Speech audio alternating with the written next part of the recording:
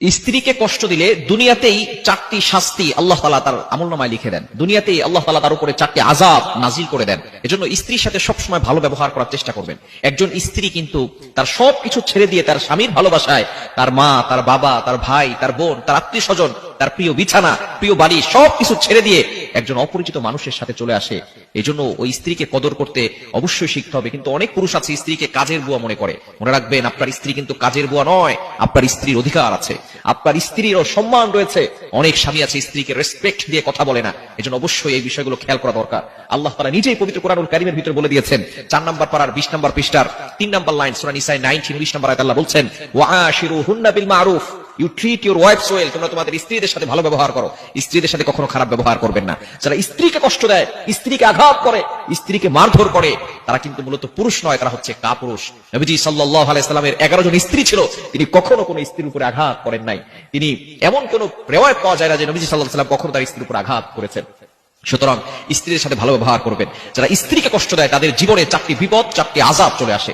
Number 1 number হচ্ছে, যারা স্ত্রীকে কষ্ট দিবে তারা তাদের দাম্পত্য জীবন কখনো সুখময় হবে না। তাদের জীবনে অশান্তি চলে আসবে, তাদের জীবনে শান্তি আসবে না, জীবনের শান্তি নষ্ট হয়ে যাবে। মনে রাখবেন, আপনি যদি আপনার লাইফে হ্যাপিনেস চান, আপনার লাইফে যদি খুশি চান, আপনার লাইফে যদি সুখময় করতে চান, তাহলে অবশ্যই স্ত্রীর সাথে ভালো ব্যবহার করবেন।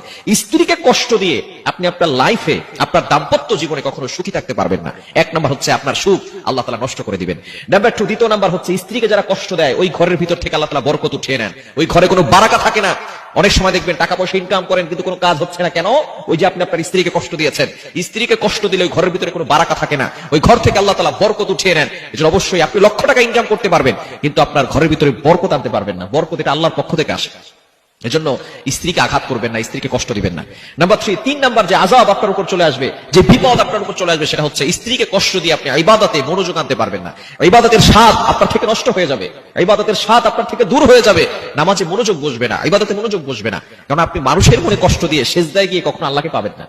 আপনি লিখে রাখেন, মানুষের মনে কষ্ট দিয়ে কখনো সেজদায় গিয়ে আল্লাহকে পাওয়া যায় না। অনেক স্বামী আছে স্ত্রীর মনে কষ্ট দেন, অনেকে অজান্তে স্ত্রীর মনে কষ্ট দেন, অনেকে স্মোকিং করে, আছে না নাই?